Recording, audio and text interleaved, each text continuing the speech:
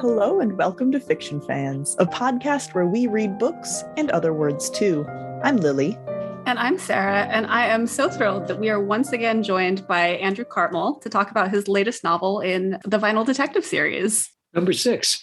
Yes, number 6. You guys got a PDFs of it because it hasn't been published officially in America yet. Yes. And so it will, if you're listening to this episode, it will be out in the UK, but you have to wait a little while longer if you're in the US and want to read it. Those are just warehouse issues. They're just issues of physical supply chain, so that there's no deeper reason for that. Yeah. You don't have someone going through and whiting out the U in every word that's colorful. Well, you say that the same text in my books it's exactly the same in the US and the UK. But my friend Ben, his first novels were sold to a different publisher in the States, and they did pretty much do that. But beyond that, they did things like pavement became sidewalk, and it reached a point where it actually began, he felt, and he's right, to damage the text because they didn't like the use of English idiom. Like in England, you'll talk about having a kip, which is just a nickname for having a sleep. And they would change that to having a nap, but that's not the same thing at all. Anyway, so it used to incense him, and quite rightly. So I think it's a bum idea to try and anglicize or Americanize text. I've seen it the other way too, because I've got some crime novels from the 1950s, which are American by a great American novelist called Charles Williams. And they've changed things like gasoline to petrol. It just makes no sense because you've got these American people saying English things. And, you don't have to be a genius to work out what it is. I'm sure that nobody would have been baffled if they'd left the original wording in there. Well, there are some excellent British idioms in this book, but we'll get to that in a little bit. Thank you. Thank you both for reading it, by the way. It's really great. We really enjoyed it. I read it in a day. It was so good. Yeah. Yeah. It's always so much fun to come back to the Vinyl Detective. Well, I'm really pleased. Like it really is just a joy. You're saying all the right things. Thank you. Okay, before we get too distracted talking about this wonderful book, what's something great that happened lately? My great thing is that it's really lovely outside right now. So when we're done recording, I'm going to go and water the garden and repot some plants, but it's warm and beautiful. Excellent. As a fellow gardener, I really we've had a heat wave lately, so I've been watering the garden every few days, and it's really wonderful it's a bit of a pain in the ass to do. But once you do, you feel so virtuous, and the garden benefits so much. You sort of sit there and you just sort of smell all the growing smells. It's really, really lovely. Mm-hmm. Yeah, this is like right before it actually gets super hot for summer. So it's still, I can still garden. I mean, I'll go out in the summer and water, but the ground starts getting too hard. Oh my gosh. Yeah, it would. Yeah. And because it's California and we're in a drought, I don't want to water too much. Yeah. So this is still the very end of my gardening season. It snowed a couple weeks ago. Killed all our plants. But it sounds like it's lovely over across the pond. Where are you based, Lily? I'm in Seattle. Oh yes. We had a freak little snowstorm in April. Yeah. So you guys are on the same, I can never remember its latitude or longitude, but the same vertical line on the globe, you're pretty much. We're on the same coast, yes. Yeah. It does make time zones easier. Mm-hmm. Andrew, what's something great that happened lately? I put on a play. Hooray. Yes. Yay. Oh, that was just like last week, wasn't it? Glacier Lake, yeah. It ended on Sunday. So I'm still coming down from the high of it. So it was a real rush. So that was amazing. So that was something great that happened to me lately. I'm still so sad that we weren't able to go. Me too. And see I could have sold 2 more tickets. No, but it was a very good production. It was dynamite. We didn't sell enough tickets because I wanted to sell out every night, and I wanted to get some really influential reviewers. I'm sure every playwright in the world wants that to happen. That hasn't happened yet. But tomorrow we're having a table read of my next play, which is going to go into production in July. So we're just going to keep going, and eventually I'm hoping that it'll click.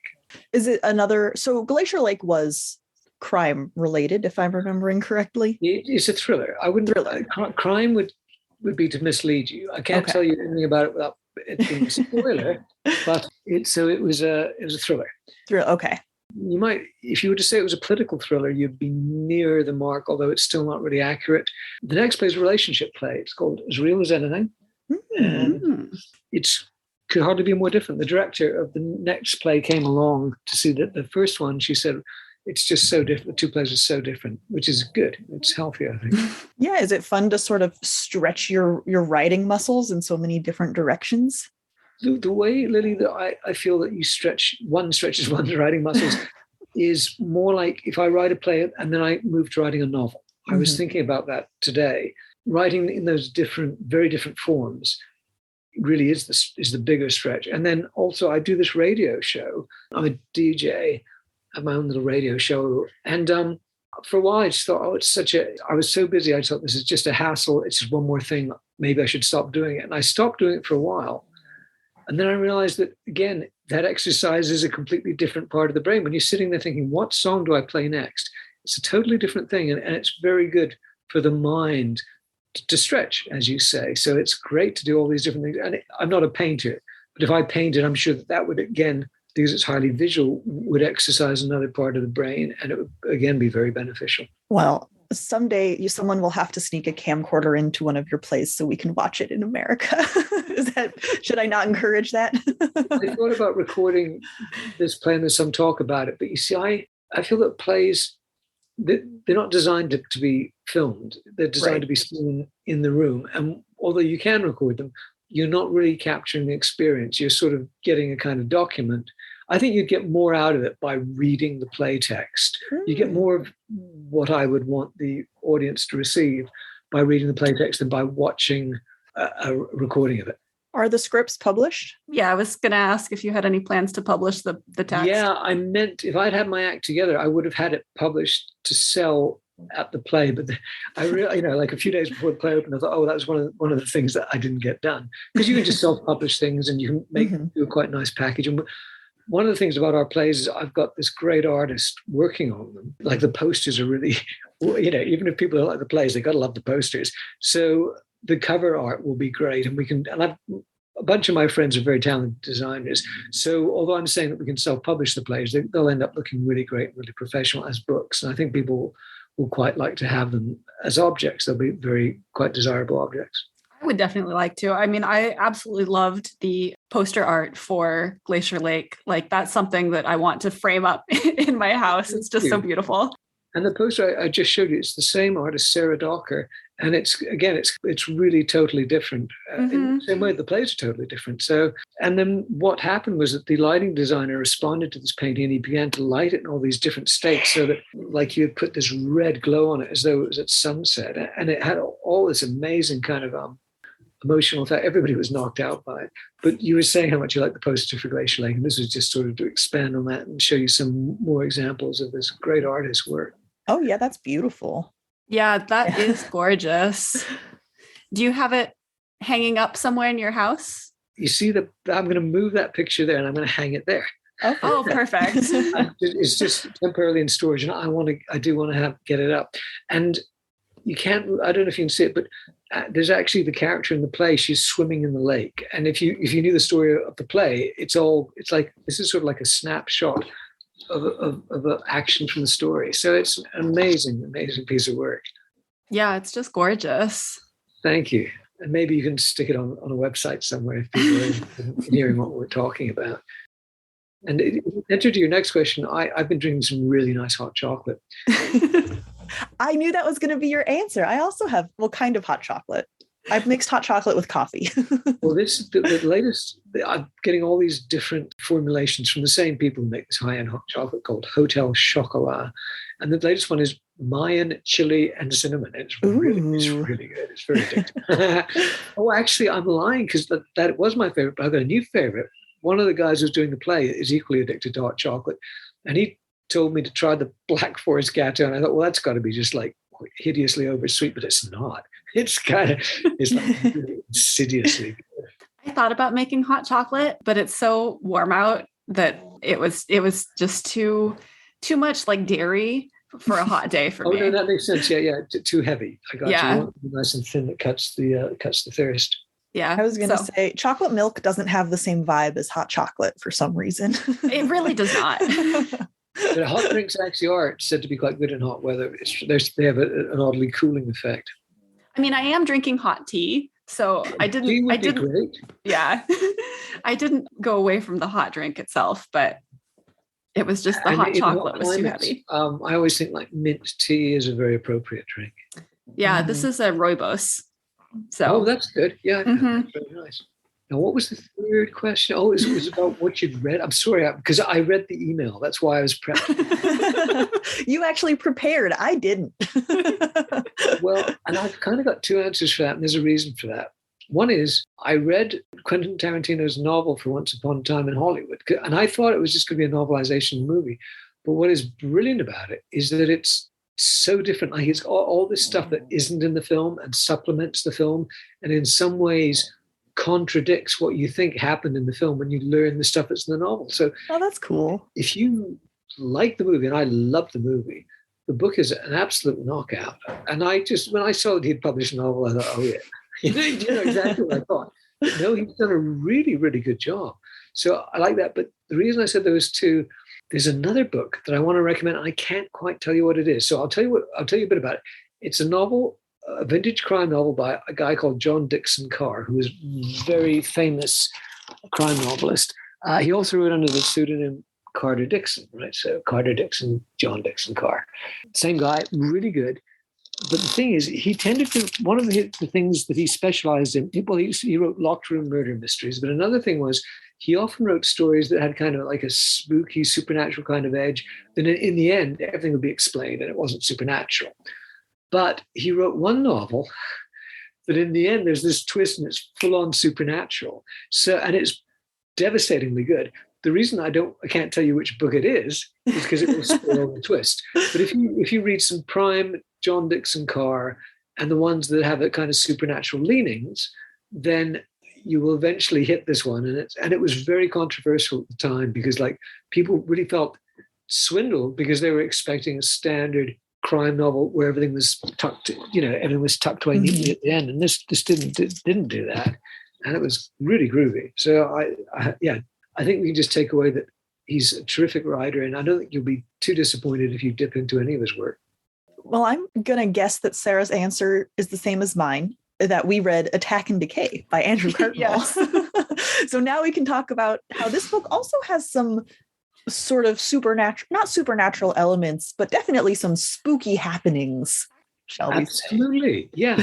When you were talking about John Dixon Carr, I was thinking of the very beginning of the novel where John T is walking and there's some initially, you explain it, there is an explanation, a non-supernatural explanation, but he keeps kind of like appearing and disappearing. He appears to disappear, yeah. Yeah, was that inspired by John Dixon Carr in any way? Or no, it was really, I'm so glad that you enjoyed that and that it worked for you. I do kind of love I love spooky stuff. Mm-hmm. And obviously the Vinyl Detective is unlikely to ever go full on supernatural, not least because the narrator is total nailed down rationalist. Like some of his friends and his loved ones are more inclined to, think maybe that could be supernatural, but he's more like, no, of course it isn't. Like and he's right.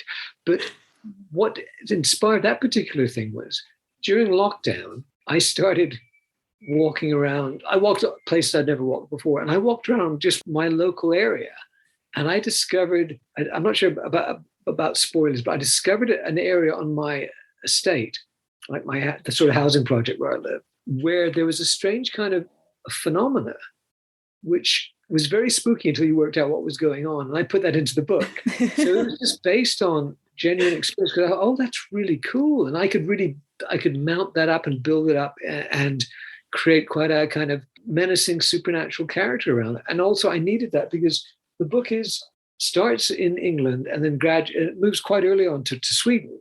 And in Sweden is really where the crime hijinks begin. So at the front end of the book, I needed something that was kind of menacing to keep that boiling. Otherwise, it would be a little bit too low-key and domestic without any kind of crime or suspense stuff going on. So I needed some suspense stuff. So I created this total red herring, this supernatural going on that turns out not to be supernatural. And I felt that kind of covered us up to the point where we flew to Sweden, because it's like that story is just that subplot is wrapped up just before we go to Sweden, in fact. Mm-hmm. Yeah, I loved it. Thank you. Speaking of going to Sweden, according to the back of the book, you were able to actually go and visit the country. Was that purely to research the book? It was opportunistic. What happened was a friend of mine, I used to be involved in Doctor Who, and a friend of mine who's like a Doctor Who fan was attending a Doctor Who convention in Sweden. And he said, oh, they're really nice people. It's like a little low-key affair, but they'd love to have you. Why don't we go over there? And so I did, and I had such a great time. And I wasn't specifically thinking, I'm going to turn this into a novel, but whenever I go somewhere new, I'm totally up for monetizing it. And it's so much better to write from experience. So I sort of filed everything away and I made some notes. And there's some stuff like there's a burning car in that book that actually happened on my trip to Sweden. So that wow. Yeah, I know. So that was kind of, I thought, well, that's got to go in there. Because what happened is we were driving back at the beginning, what happens in the book is they're driving from the airport towards their destination. They pass a burning car. I was going the other way. We were heading out of Sweden, heading home. But the thing that most struck me, and I put in the book, is that there's this car that had burnt down like to nothing. Like the tires had melted, it totally burnt. And as we drove past it, you could feel the heat, like right through the closed door and the closed window of our vehicle, of our SUV. The heat just came through, and I thought, wow. I thought that's amazing, and that's the sort of thing that you wouldn't invent because you wouldn't expect it to happen. It's like the heat, the incredible intensity of it. So I had to put that in the book. Absolutely. So as expected from a vinyl detective novel, we get a lot of mouth-watering descriptions of food. And I'm still hoping for that vinyl detective cookbook. Could happen. But how do you, is there any thought that goes into what meals to include? Is it just based on what you're planning to make for dinner that night? Or if I mention them eating, I do like to kind of make it essentially real, because it's one of the things that it comes across most strongly in a novel or in a prose story. Descriptions of food really work well. They come across very intensely to the reader, and they makes the reader feel intensely present in the story. So it's a good device. And so I will describe a meal, and I usually describe something that I've been cooking lately. I don't think I've ever, researched something that I never tried and stuck it in the novel, because I couldn't write very well about it. And if people replicate the recipes, I'm very pleased, because I'm just spreading the word about some nice food. And they're all usually quite simple and healthy. I know that I've made recipes from your previous novels. I am going to, you specifically talk about it, like diced shallots and garlic and 3 different kinds of beans. And I'm definitely going to have to try that, because it sounds delicious. It's really nice. Just soften it in oil and you use grated lemon zest. And I think is it dill? And it's something quite intense herb. And it's really nice. And it's super veggie. I mean, it's totally vegan too. Not that I am totally vegan, although I'm very much sympathetic to that cause.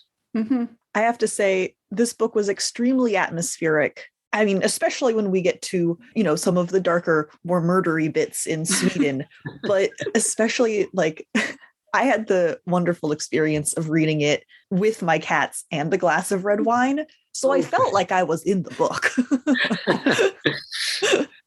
Yeah, there's one particular character who has red wine and a cat with her at one point. So that was kind of cool. I got to that part and I was like, oh, this is perfect. Speaking of characters in the book, though, there is, in fact, a crime novelist in this story. And we were wondering how you balanced sort of meta references and also sort of poking fun at this definitely not you character. Well, when I first wrote The Vinyl Detective and my agent was shopping the books around, which I guess for about 10 years ago now, it was very much at the height of the Scandi noir craze, people like Stieg Larsson. And I said that you should make that like a selling point. I used to say that when I was describing my books, I said that they're the antithesis of what I was calling the Danish disembowelment school of crime fiction. The grisly murders, mutilations.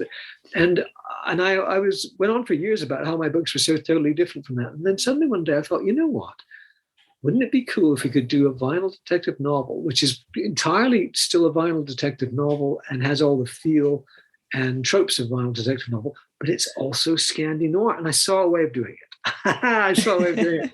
And that made me tremendously happy because then I could honor both traditions and not violate either of them and interweave the two. So I was very chuffed about that.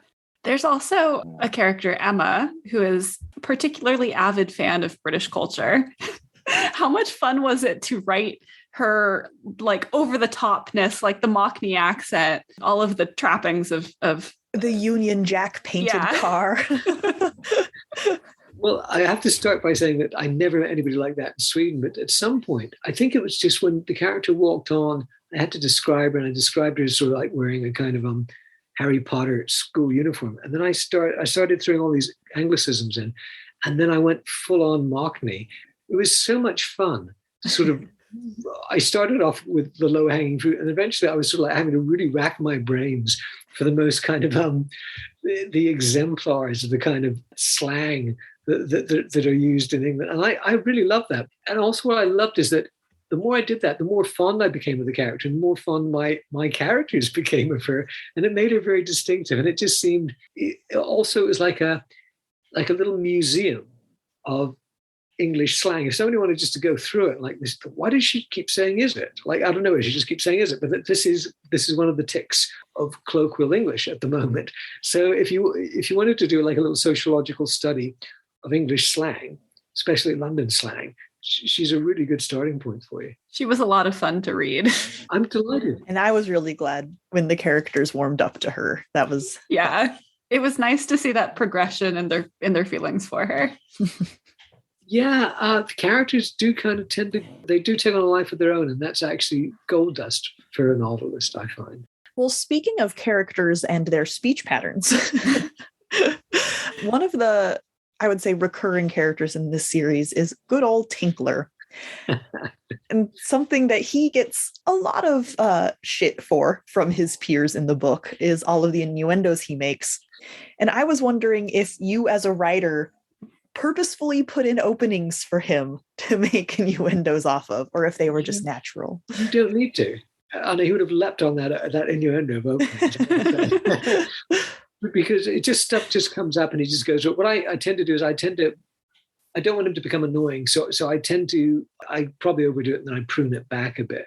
Mm-hmm. And people call him out on stuff. But also I think his friends, as well as the readers, would be very disappointed if he ever cleaned up his act. Because it's kind of like, it's very reassuring when people behave the way you expect them to behave. And you sort of want somebody to be the holy fool, the guy who's got no filter, who'll say anything. And also, he's not a dummy. He's an astute character, and often he often speaks truth to power.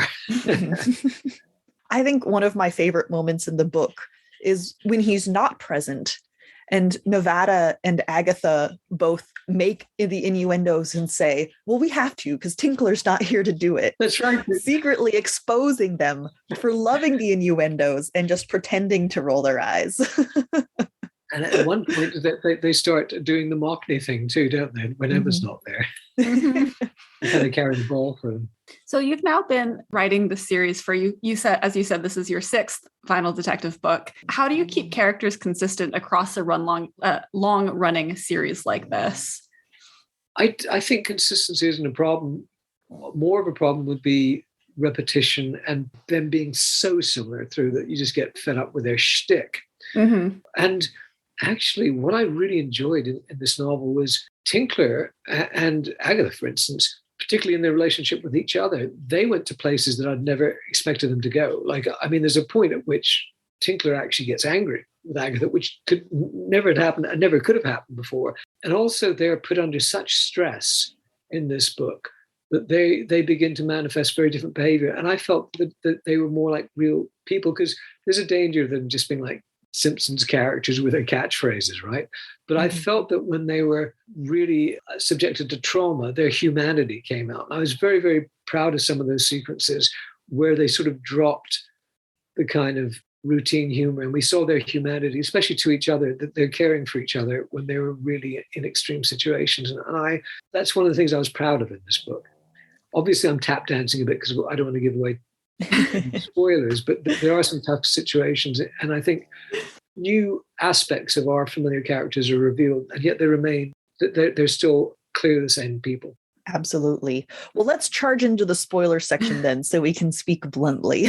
But Right. before we do, Sara, why should you read this book? Well, obviously, if you're a fan of the series, you should read this book. If you're an audiophile, you should start the series if you haven't already. If you like fun crime novels, brutal murders, Swedish metal music scene, really great descriptions of food, I'm always hungry reading these books. If you want to sit down with a cat, a glass of wine, and a homemade meal and read a book, this is the book you should read. Yes. I always wanted them to be cozy crime, but cozy crime that was capable of great threat and menace as well. And I think that we've said in our earlier talks with you, but I really enjoy how even though there's danger, and there is quite a lot of danger for the characters over the course of the books, I'm never worried that it's going to end badly. Like I always feel like they're going to pull through. And I really appreciate that because I want a happy ending. That's kind of the definition, I think, of cozy crime. Yeah. That is what makes them cozy crime. Mm-hmm. And I'm totally with you on that. I mean, I will read other kind of novels too and enjoy them, but there is very much a place in the marketplace and in my heart for these kind of novels where, they do kind of live happily ever after. And it makes the moments of suspense more enjoyable for me personally because they don't stress me out. Yeah, so I can fully invest in what's happening. Oddly enough, although that doesn't stop you being incredibly scared for them when terrible things are about to happen. Like famously in one of my earlier books, which was called, I have to think about this because there's so many of them, which was Flipback. There's a scene where looks like they're all going to drown, and people were saying to me, "I thought you were really going to drown them." It's great that people feel that way, despite the fact that they're serious characters and obviously nothing could happen to them. That doesn't stop you really getting scared on their behalf. Mm-hmm. I feel like despite all evidence to the contrary, there's still that thought like, but what if he's going to kill off this character for good this time? Yeah. And then it's always nice when it doesn't happen. See, I keep my distance from books that I think are going to go too hardcore. Like that emotional distance. I don't invest in the characters just because they could die at any moment, and I don't want that. Yeah, I don't want to care when that happens. Whereas with these characters, because I allow myself to become so invested in their storylines and their relationships with each other, because I trust that the ending will happen, those moments of danger just are so much more impactful. Yeah, you're more open emotionally to them, which is I've never thought about that before, but that is why. So it's kind of a paradox, isn't it? So it's very interesting and very cool. That's why you should read this book. To avoid spoilers, skip to 5120.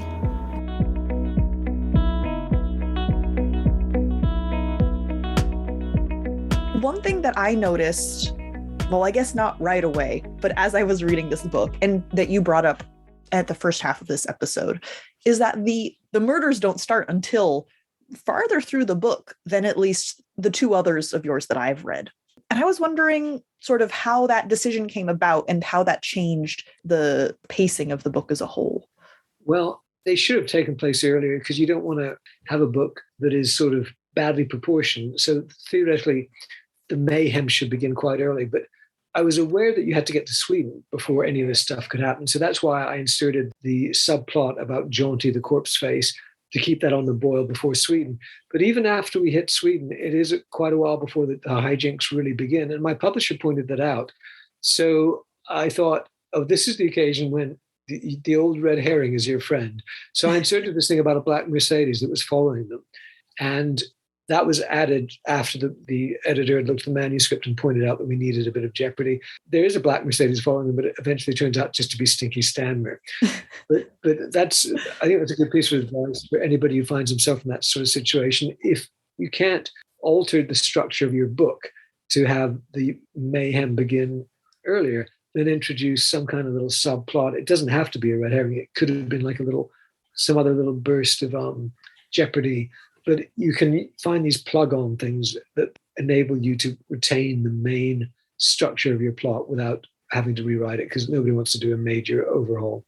So you had to add that scene, like you were just saying, but were there any other big changes? Like how different is the final product from the first draft that you wrote? very, very few change. I mean, that was the only one that comes to mind. Mostly is arguing about wording, and also like my dialogue tends to be, because I'm also a playwright, my dialogue tends to be quite dialogue. Like people talk like they talk, and they say things like "okay" and "so," and they have all these kind of redundancies that you really would get people speaking. And my editors are sort of rather against that. They think it should be more austere. So there's a constant argument about that kind of thing.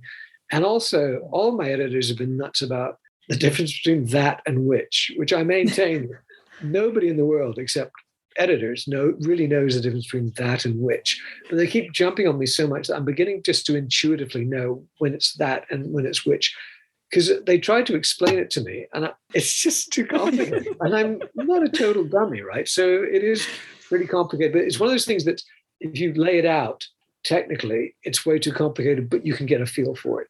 But now you're beginning to sort of have a flavor of the sort of stuff that we were arguing about. And also, does this description go on too long? And then what's interesting is that you get the document with all the comments on it, like it's in Word with track changes. And then there is a bit where my editors, there's a description of the door, the fire escape door in the tower. He said, this is a very elaborate description. Is it relevant? Then he puts a note later and says, oh boy, was it ever relevant? So you see, that's the kind of thing that they tend to be scrutinizing closely. And that's the sort of thing that we're negotiating over. I could actually go back and look, but I think those were the headline things. I wanted to add that I think this is my favorite novel in the series, although I perhaps shouldn't say it myself. Also, I love the cover of this one. It's really a favorite cover. Now, here we go. The other things were that they wanted more explanation of how the bad guys got their weapons, the explosives and the guns. Okay, I've forgotten about that. Oh, and you ended up turning that into a pretty excellent red herring as well. Mm-hmm. Where we thought the source of the weapons were also the source of the violence, but it turns out that they were not so related. That was fun. I was on board with them as perpetrators for quite a while. What was Rod and Rod? Yes. Since we're talking about spoilers, in every one of my books, like in the previous book, I had a character called Darren something. The point was his name was an anagram of red herring. Darren Gear. That was his name, Darren Gear. And nobody spotted it. But like I wanted him to be a red herring. Well, Rod and Rod I described as psychopaths. One's a West Coast Swedish psychopath, one's an East Coast Swedish psychopath, and they've got their surnames. Well, Rod means red, and there's two different words for herring in the West and East Coast. Their names are both red herring in Swedish. I was going to ask what your red herring was for this book, because you had mentioned that when we were talking about the last book, but there we go. There's two for the price of one. I was so pleased about that. And then I just kind of fell in love with the characters because they're such nutty characters.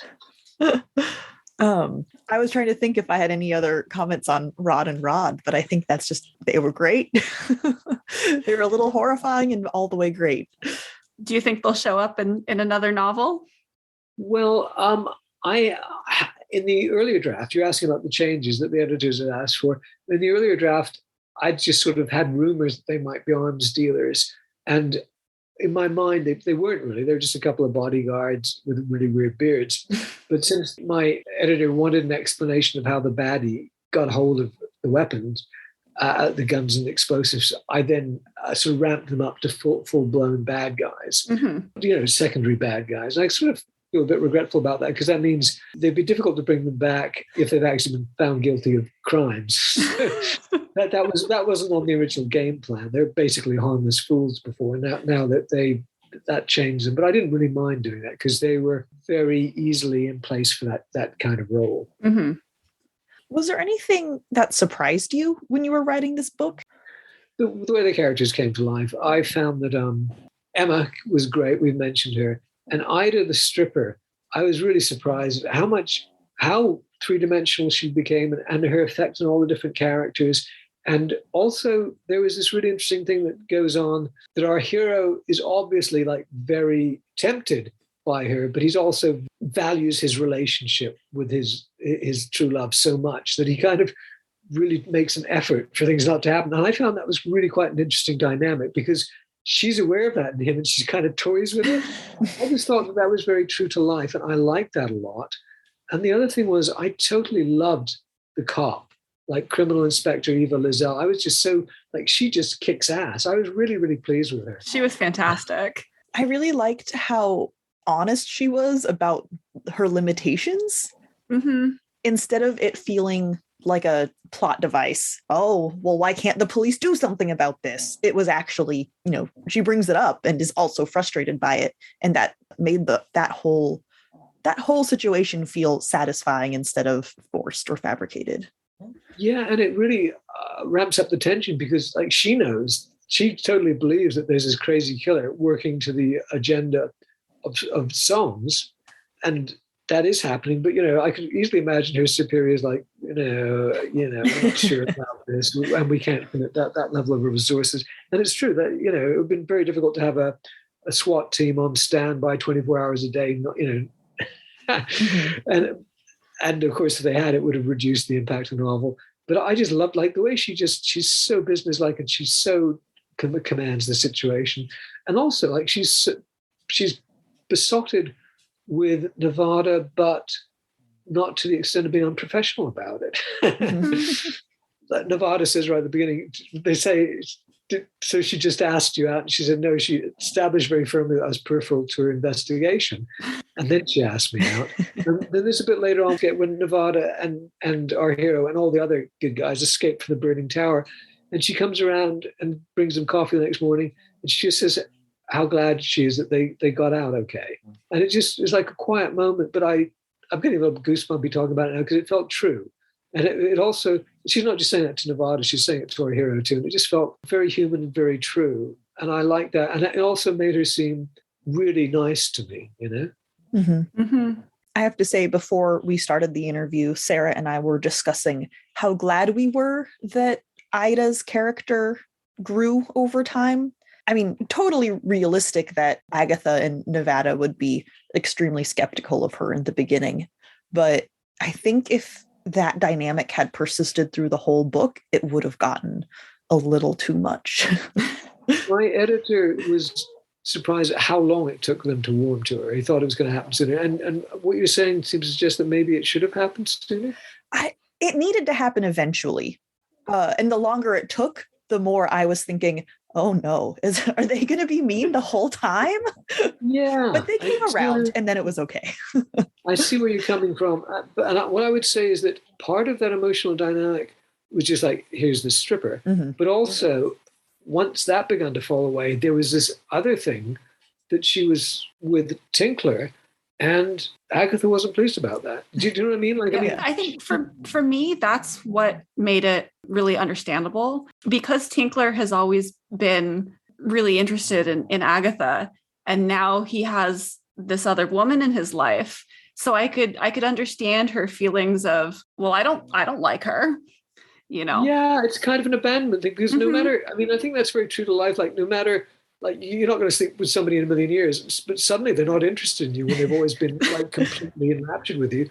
You miss that. And I just think that's true to life. And I think that was going on. And it's not to say that anything bad about Agatha or making her shallow. I just think that was a genuine human reaction. And also the fact that Nevada, as her close friend, sort of sided with her on it. Mm-hmm. So I think that all of which is just to say that's why it took longer for them to come around. It felt very genuine. I mean, I was frustrated by it, but it also felt very understandable and genuine. And like, these are real people feeling real things. I'm delighted that you said that. Thank you. Thank you, Sarah. But I'm also glad that they got there eventually. Yes. Yeah. And also, because you're in a murder mystery, you have to be aware that she was a potential suspect. She might have been the killer. Oh, I did think that for a little bit. Oh, there's a moment in the book where everyone thinks that the vinyl detective might be getting drugged because he keeps seeing this crow following him. And he pours out the beverage that Ida makes for him very sweetly. But he's like, well, if she's the one drugging me, I can't drink this. I thought that was very, very real. You'd never want your characters to be dumb. Yeah. And like, if he had drunk that, he would have been dumb because, potentially she was the bad guy. So, and like, not only does he not drink it, he then immediately reports back to Nevada. He does all those things that a smart person in the real world would do.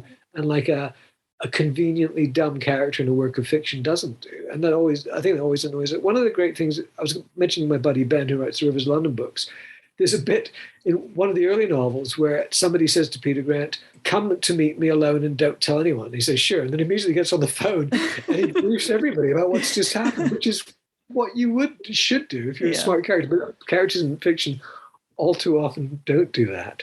Yeah, and I love that crow. That crow actually existed. I saw that crow on my estate, and then eventually I haven't seen that crow recently, and I hope the crow's all right somewhere. But yeah, so all these things come from my personal experience, and I just stick them in the book. Like one day I was doing one of my lockdown walks, and I walked past somebody throwing away a mattress, and on it they'd spray painted "Nothing Really Mattress." That's great. I'm putting that in the book.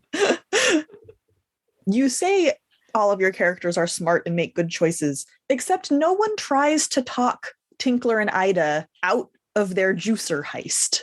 Well, I think Nevada expresses her absolute disapproval, but she's sort of like, she knows there's no way she's going to stop Tinkler getting sucked into this mania. So the best thing to do is sort of for her to take it over. Mm-hmm. Since they're going to go down that road anyway, she figures I'll do it because she's the competent one.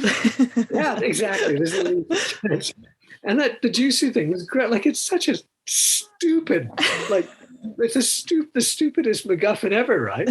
It's a matter of principle. Yeah, I just thought, what could they be arguing about? Then I thought it's almost surreal, the juicer thing. Like she's so obsessed with it, and then it's just like he gives it back to her. So after this long quest to get it, he just gives it back to her because she'd stopped the strip club from getting burnt down. And so I kind of loved all that because it's sort of nutty, but also the fact that she gets so incensed about it, it kind of made her a more interesting character. And also like she's got what she calls a coin collection, which is this pickle jar full of spare change. I sort of found that really, I kind of really love her for that. Like it just makes her a much more relatable character, that she's just a bit wacky. I really liked Ida. I was sad that she didn't go back to London with them. I understood why she wouldn't want to go back to London with them, because I mean Tinkler's basically just, a couple months fling. Like I don't think she was really looking for a long-term committed relationship with him. She's also partway through a degree. Yeah, she has a degree. I was just thinking about that today. I thought, you know what? She's got that PhD lined up in Gothenburg. So I don't see that even if she wanted to, she really could have come to London. Mm-hmm. But I think Ida's going to turn up in either the next book or the book after. She's going to come to London because I like her so much. Wonderful. I'm really happy. I hope that she becomes, kind of a recurring character. Regular, absolutely. Yeah. Because I just liked her so much because she's I made her really smart. Mm-hmm. Like most strippers don't invest their money wisely, And so I kind of made her like that. And also, but at the same time, like she's so obsessed with that fucking juicer. So she's not perfect. Let's put it like that. And I kind of fell in love with her, but I also totally fell in love with Eva Lizelle. And what I really liked about Eva, the cop, was that there was so many kind of wacky, grotesque types. I can imagine a Swedish person saying, "Oh, this is not a depiction of Swedish people." But then I don't think anybody would be less than proud to have their nation represented by that cop, because she's just so on the ball. I would read a spin-off series of the two of them, joining forces to solve Eva crime. and Ida. Yeah, that'd be amazing. I have actually thought that maybe Eva should turn up too. So that's not impossible, because they are the two most exportable characters. Obviously, it would be fun to see Emma at some point, but those other two are sort of like major. Mm-hmm. Your secondary character, I'd say. But now I need Emma to get a chance to go to London. She'd go nuts, wouldn't she? She would. And also, the interesting thing I thought about Emma and her husband is like they have got a lot of differences and a lot of issues, and they argue a lot. But also, as it says in the book, they're actually quite tight. Like they stay together, and that is sort of like a lot of marriages you see. They're not perfect, and they've got a lot of conflicts, and yet they do stay together for the greater good. So they were quite an interesting couple. I think I really loved that the band that we see, the Storm Dream Troopers. There we go. The Storm Dream Troopers ended up being entirely a red herring. Like everything surrounding that. The crow was one of the early like tricks. And then we had, all of those 4 characters individually, and then the band as a whole. Just every time we got another layer of suspicion on them, but it still ended up being, no, they're just a wacky band. Yeah, and I was so glad that I could figure out a way that the crow could actually turn up in Sweden, because I kind of needed it to. How the hell could that actually happen? So I had to work out this whole rationale for that. And at an early stage, when I was thinking about, you think about the album that's going to be in the book, and then you think about the band that recorded the album. And my big breakthrough was when I could model them on ABBA. Because that suddenly gave me 4 characters I could instantly see, like the black-haired couple and the blonde-haired couple. And so it really helped that fall. And then the idea that the 2 women are sisters, that suddenly began to instantly give me ideas about them from them just being empty outlines. I could begin to fill it in really quickly, and they became fun, and I could see the band. So that was all really helpful stuff. Did you have to do a lot of research into like the Swedish metal music scene for them, or? I actually found a guy, and he's thanked in the the acknowledgements. I don't know if the PDF came with the acknowledgements, but his name is like Joel Death, D''EAT, and that really is his name, Death. And he was really helpful, and he was the guy who told me about the term church burners, and he also called them panda-faced loons. And I thought, well, that was great. It was those little things, and I didn't need a great deal, because our hero just has to listen to the album. I didn't need to dig down too deep, but it needed to be enough to give a veneer of authenticity to it. Plus, if I needed to do a deep dive, I had this guy who was like music producer in that scene, and he knew all about it. It's like walking on ice that is not going to give way under you. That was really helpful and reassuring. So even when it turns out you don't need a lot of detailed fact, it's great to know that there's somebody there in case you do. Absolutely. So my last question is, they mention at the very end of the book that the killer has essentially plagiarized a golden age crime fiction classic. Yes. And I was wondering, I don't know much about crime novels. What book was she plagiarizing? Okay, well, I think we should do a layer of spoilers so people can pause at various points. Okay. So number 1, it's an Agatha Christie novel. Okay. So people can stop at that point and go no further, because there's loads of Agatha Christie novels, okay? Number 2, if you come a little further into this, it's a Hercule Poirot novel. And that's great, because there's loads of Hercule Poirot novels. And anybody who really, really wants the total spoiler, it's the ABC Murders. Mm. So the ABC Murders is about, it appears that the serial killer is just killing at random, but the pattern they're using is like place names, using the ABC railway guide, and they're going from each place and killing somebody in each place and so on. But in fact, what they've done is they've killed someone for a specific reason, for gain, and they've dressed it up in this way to make it look like a serial killer. It's like hiding a card in a bunch of other, in a deck of cards.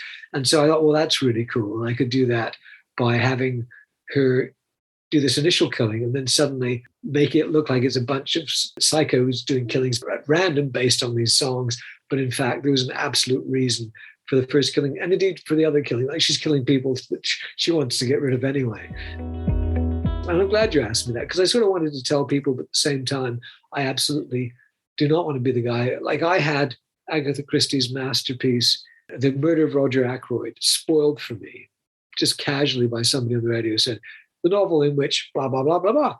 And I was just, there's no way you can unhear that. Yeah. So I really am against spoilers and in favor of spoiler alerts. Mm-hmm. We actually had another reference question. Was it they refer to a nameless detective? Oh, the Len Deaton? They actually named the spy, absolutely, yeah. Yeah.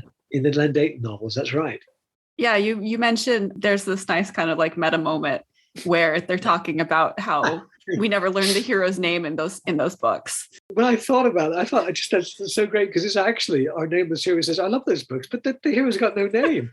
And then Agatha says, oh, he's got a name, we just never find out what it is. And I'm so glad you mentioned that, because that was one of my favorite moments in the book. And often my favorite moments, people just like they never bring them up. So that's tremendously gratifying that you did. It was brilliant. I got a huge kick of seeing that kind of like reference in there. I mean, I'm not familiar with the crime novels, but you know, I've read all of the Vinyl Detective books. So yeah, no, just I mean, you got the gag. That's all you do. Yeah. It was just that dialogue tag of "You never learn his name," said the Vinyl Detective. Yes. It was delightful. There really are those just such charming moments in this book, sprinkled throughout the disembowelment and beheadings. I really had so much. I had so much pleasure writing this, and I was, you were asking about favorite novel. I didn't say, what novel you read lately that you really liked, but I did reread this, and it would have been too narcissistic of me to say, but I did really enjoy rereading it. I spotted a couple typos and stuff, which is not great, but that's just the nature of reading your own book. But I was very pleased with it. I thought it came off well, and I'm hoping that this, at some point, I strongly believe that one of these Vinyl Detective novels will be the breakthrough one that will then lift the whole series and attract a much wider readership. And I'm hoping it's this one, and it could be this one because this one is a particularly enjoyable one. And also it's got the Scandi Noir thing, which I think might be an entry point for a lot of people. Absolutely. Yeah. This one was really good. I'm looking forward to rereading it when our paper copies arrive. Yeah, there's nothing like the physical thing of having the book, and the cover really is so beautiful. I just love it because I've got them all together on a little shelf, and every time I see it, it just gives me a little. And it's such a pleasure talking to you guys. I'm really sorry that it's coming to a close because it's been such a treat. Well, it's always a joy to have you on. We have a couple of follow-up ending questions. Yeah, please. First is, can you tell us a little bit about any of your current projects? You mentioned that you were working on this next play. I also, last time you talked, you mentioned that you were working on a spin-off series with, I believe, Stinky's sister, who collected paperbacks. That's, in fact, before I talked to you today, I wrote 750 words of that. So, yeah, my head is very much in that. And I'm really enjoying it, but it's so different because, she's such an potentially such an unlikable character. Often unlikable characters are quite likable. Just long, you buy into the fact that they're dishonorable. Mm-hmm. And that's there's a series of books about a guy called Flashman by George MacDonald Fraser. And the whole point is that he's a dishonorable, cowardly cad, and you kind of love him for it. Well, she is very much like that because whereas our hero is like a total straight arrow in terms of his vinyl selling business, she's much more like a sharp operator, So that's a joy. But I think at a certain point, Tinkler meets her and they actually have an affair. And she's a real piece of work. And then he discovers she's Stinky's sister and he says, you know what? That just explains everything. That totally explains everything that's wrong with you. Because, she's Stinky's sister. And there's a standard trope of the Vinyl Detective novels where Stinky turns up and he kind of just does a monologue, which reveals what a terrible person he is and how annoying he is.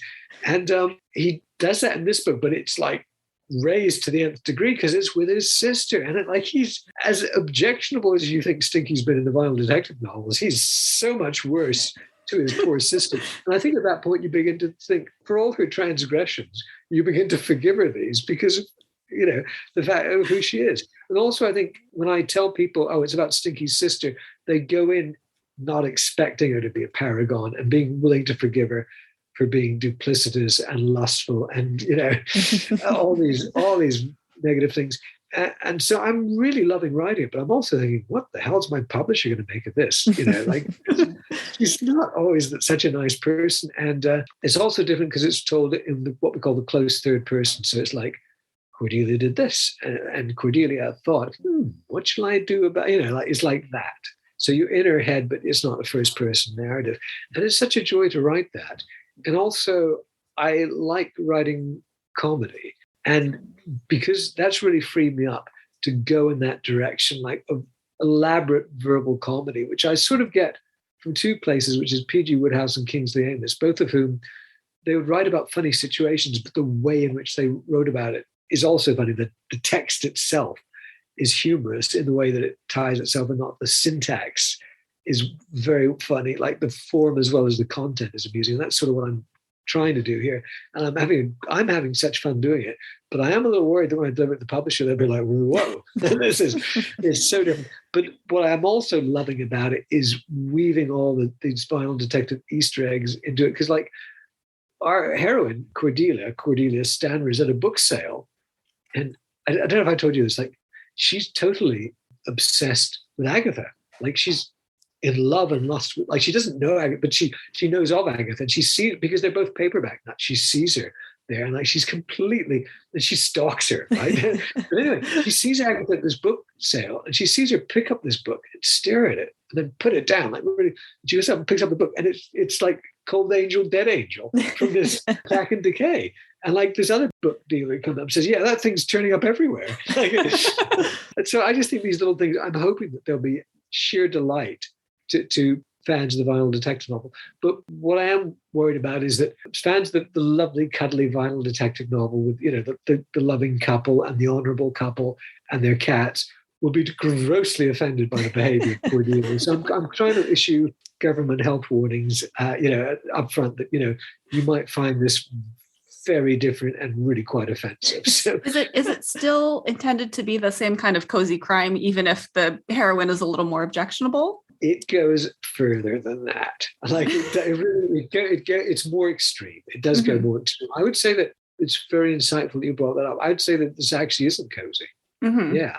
So that is like an interesting distinction. I'd say that we're into the realm of say that the novels of Patricia Highsmith, where everything's up for grabs and coziness is not a characteristic you'd quote.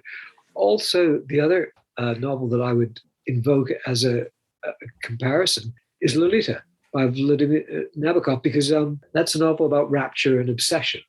And so is this. And also, one of the things I love about Lolita, the language of it, like he's just so totally obsessed. And like there's a bit, the hilarious bit where it says, Lolita, Lolita, Lolita, dear publisher, just repeat this for the entire page, which the publisher hasn't done, but it's just, which makes it even more of a meta joke, but it's that kind of thing. And there's a sequence where she's going like, Agatha, Agatha, Agatha, Agatha.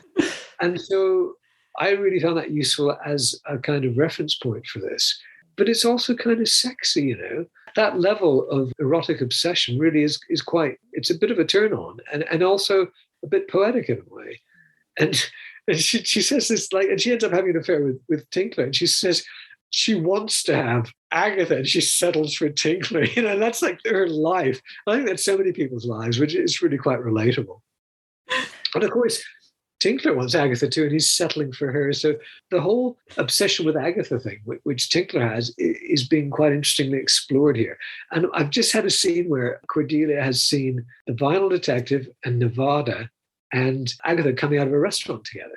And her descriptions of them are priceless. Because, like, you know, she has this, every time she sees Agatha, and for most of the book, she just calls Agatha the woman with a capital W, right?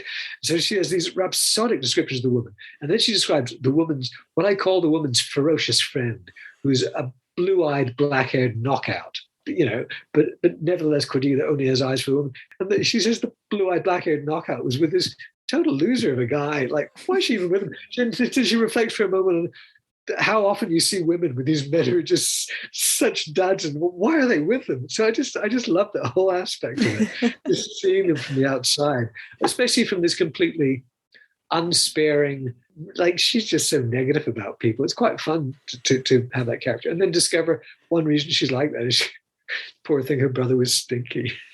Is stinky. I'm really looking forward to this series. To these books. Well, I really hope you like it. The novel is called Death in Fine Condition, fine condition being a book collecting term. Mm-hmm. And also, the other thing I meant to say is I just can pour in my paperback collecting love and lore the way I did with the vinyl.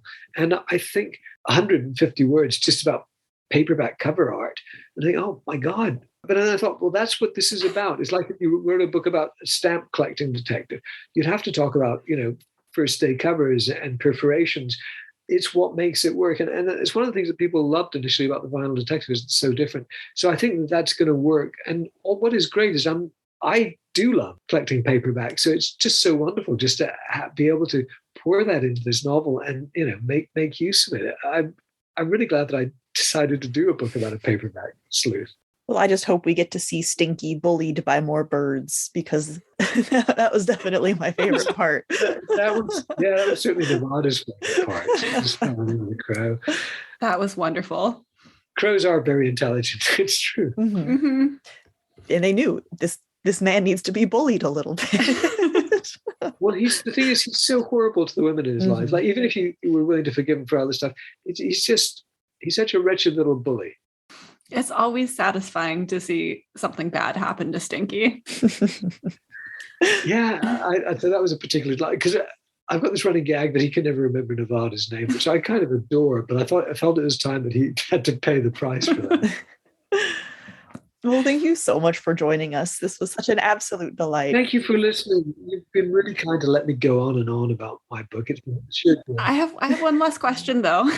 Good. And that is, you mentioned that you have this next play coming out that's coming out in July. Can you tell us a little bit about it? Yeah, Where's the Other One was a thriller. This is a play about relationships. It's about love and infidelity, and how much of love and sex is actually in the mind, and how it can lead you astray, and like how easy it is for couples to fall apart and fall into new configurations. And I think it's ultimately really quite a moving play. And the other thing about this play that's really interesting is that for the first time, I wrote a drama that went to quite a non-naturalistic place. I mean, theater can be very magical and non-linear and non-naturalistic, but my plays had never been until this one. And then I felt like I'd opened up a new area of creativity for myself by doing it. So it was a breakthrough play for me, and people do seem to like it. So it's about two couples, and basically that they end up swapping, like they break up and they get together with the other person. I can tell you a bit more about it. So it's about a guy who directs plays and his wife who produces plays. And it's about an actress and a playwright. And the backstory is that years and years ago that they did this play. It was a playwright's play. The actress was in it and the director directed it. And the director and the actress had this scorching love affair. But the reason they did that is it wasn't really that he was in love with her. He was in love with her when she was playing this character, this particular character. Then they finish the play, they finish the affair, they go their separate ways. He gets married to this woman. She gets married to the playwright. Then a few years later, they're all down on their luck, and they decide the best way to get their luck back is to do a revival of this play. But you can see the potential danger, right? Yeah. She's going to be this character again. And I was really interested about that, about being in love with somebody who isn't really real. But he knows that, and she knows that, but it doesn't, them knowing that doesn't count for anything compared to the passion that bursts into flames when she plays this character. And I thought that was kind of an interesting thing about it. So that's what it's about. And it's called As Real as Anything. Thank you again for joining us. This was so much fun. No, it's me. I should be thanking you. I've had a great time. We always love having you on. Before we let you go, though, can you tell our listeners where you can be found on the internet? All the major food groups, Facebook, Twitter, and Instagram. On Facebook and Twitter, look for Andrew Cartmel. And if you find a guy with a cat peering over his shoulder, you've got the right Andrew Cartmel. And on Instagram, it was incredibly frustrating. Andrew Cartmel wasn't available. Vinyl Detective wasn't available. So that was weird. So I'm Vinyl Detective London. Okay. And we will link to those in the show notes below. Thank you. It's really kind. Well, have a wonderful evening. I'm going to go print out my play for tomorrow's reading with the actors, as long as my damn computer doesn't crash. Fingers crossed. Break a leg. Is that what you say? That's what you say for a performance. I actually do say that. I used to think that actors I used to think people think actors say that. Nobody actually says that, but people do say that. So feel free to say break. And hopefully we'll have a chance to talk to you again soon. Yes. I can't wait. It's been a real thrill. Thanks so much. Thank you so much, Andrew. Thank you so much for listening to this episode of Fiction Fans. Come disagree with us. We are on Twitter and Instagram at FictionFansPod. You can also email us at fictionfanspod@gmail.com. If you enjoyed the episode, please rate and review on Spotify and Apple Podcasts, and follow us wherever your podcasts live. Thanks again for listening, and may your villains always be defeated. Bye. Bye.